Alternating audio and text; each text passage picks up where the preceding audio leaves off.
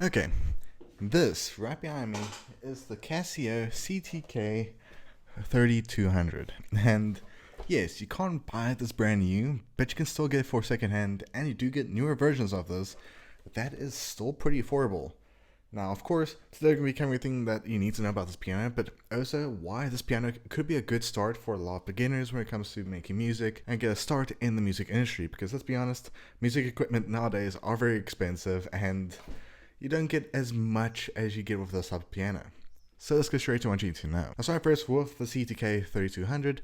Of course, this is a 61 key piano, which, by the way, it is in fact touch sensitive, which is a nice thing for this piano, especially if you do want to connect this to a DAW, which we will get to later in this video. Touch sensitive, it does have a bend wheel, which can help you to bend the notes a little bit when you're playing some piano, which will also show why that's actually very useful in some cases. And then, of course, you got tons of different types of playbacks, you got different types of presets for if you just want to use the standard speaker and standard system with this piano, which can be a big plus for a lot of users. Now, of course, this piano is a lot older than most pianos out there. In fact, this is from 2012. This is when this piano came out. But I do believe I did get this back in 2015 when I first started to get into music, and for the time that I've used this, it has been very fun to use, and it's a good learning piano for beginners and also good for people wanting to use a simple piano to connect to their DAWs. But now what about connectivity for this piano?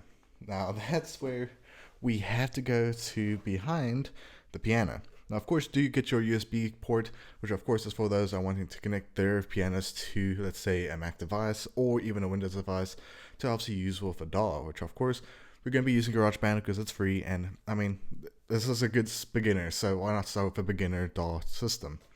But then of course we do have a sustain plugin. We do also have an audio in, which you can actually do sampling with this piano, which I didn't even know until now. But basically you can connect a microphone to this piano and record, let's say, a light switch or even your vocal.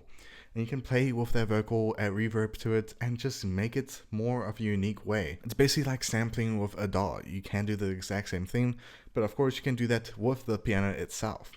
Now, of course, you got your DC power port, which, yes, of course, DC is so old, but we still use it. And of course, we got output as well, because, yeah, with this piano, you can in fact connect your headset to this, which I have actually done before, and it's actually one way that you don't get shouted at by people around you, because that does happen.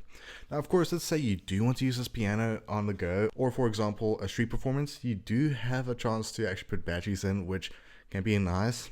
I've, of course, never done that because, well, it's a lot of batteries that you have to put in it, but that's the main thing you need to know about this piano. But what about practicality and build?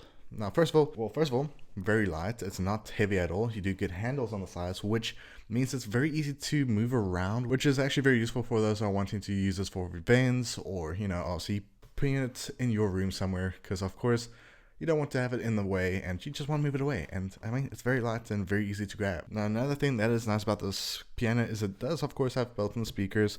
I believe they are 2 watts each speaker, which, I mean, it's not the best, but I mean, it's something if you're wanting to do some basic performances. But of course, you can connect an external speaker to this, obviously using an aux cable. First of all, the build quality, it is solid plastic. It is not the best plastic out there, which I will say. It's one of the main downsides of this piano, because of course, if you do drop this by accident from a decent height, it could most likely break, which is a bad thing about a piano like this. But luckily, I've never dropped it. Okay, I have dropped it before. There's no cracks or anything on this piano, which I'll tell you say it is very durable in some cases, but of course I would not want to test that because this is my only piano at the moment. But the keys are actually not bad. Now, let me say, quality of the keys is pretty good. It's very comfortable in a way. Now, of course, I have played with different types of pianos before. I've played with different electronic pianos out there from the likes of Yamaha. I have played with a proper piano before, which of course, with those type of pianos, you can feel more weight to the keys, where this is very light. So if you are someone that is starting as a beginner, do note that this is very light for a lot of users. So it can be a good way to obviously get used to pianos in a way. But of course, this is classed as a keyboard. But what about how does it perform in the likes of using a DAW? So let's get straight to that right now. Okay, first, before we actually do anything with the DAW, Here's what it sounds like, just normal keys with, okay, of course that's just the worst notes to play, but you can kind of get an idea of how it sounds, and it's pretty decent. Now, of course, we're going to put it all the way down because we don't want this to intervene with the standard audio, but we're going to obviously connect it using a USB cable because, well, that's how you have to do it. Okay, so right now we are connected to my DAW, which is of course GarageBand. It's free, why not?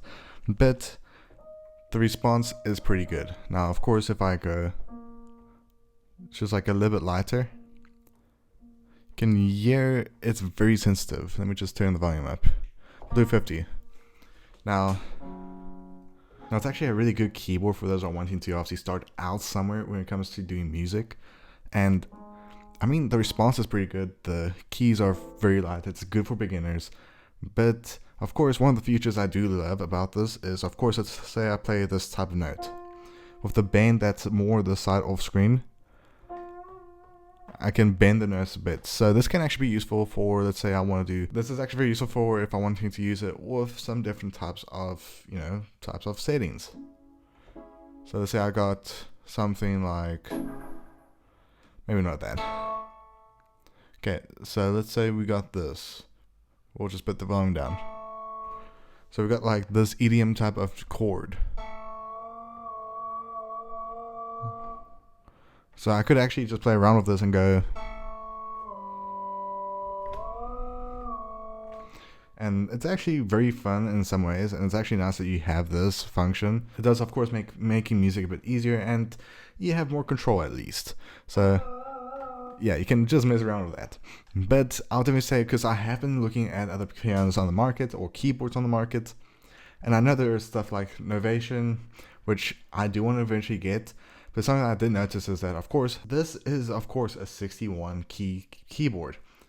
Whereas, obviously, the cheapest option that is closest to the same price as this is only about half, or not even half, which is just tells you that, of course, this, for it obviously being older, and of course you get the newer versions of this, which are still a lot affordable, these are good to start out with. Now, of course, if you're someone that does obviously know more professionally of how to make music, and of course you're wanting to do something that's more professional, you probably know what's best. But if you are someone that's starting out and you're wanting to have 61 keys, which for me, I think 61 keys is very useful because then I have more control and I don't have to mess around with settings with a smaller keyboard, this could be a good option to go for because you have everything there. But I mean, let me know in the comments below. Would you get yourself one of these, the CTK 3200, or even other CTK models, or even the CT models, because those are going to be very similar to this type of keyboard? Or would you recommend anything else? Because obviously there are tons of keyboards out there. But I hope you guys enjoyed. See you guys next one. Be safe as always, and have a great day. Bye.